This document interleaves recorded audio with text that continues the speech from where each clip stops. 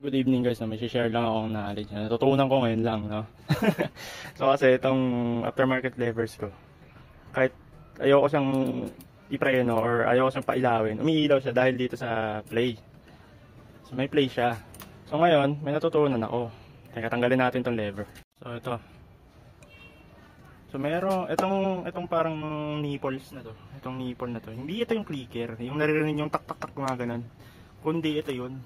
Ito yun ah. Niki-click. So pag neutral position yung levers natin, itong bakal na to, pipindutin niya yan. Ayan.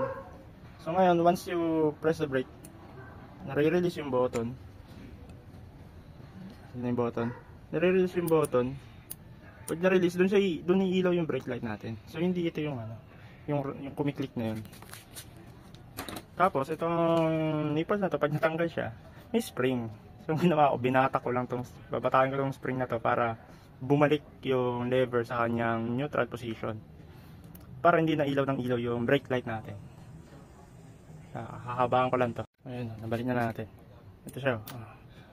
Pag pindot niyan, yun, nag-click. Ibig sabihin, nare-release yung button doon na pinakita ko kanina, no, sa ilalim. So hindi siya to.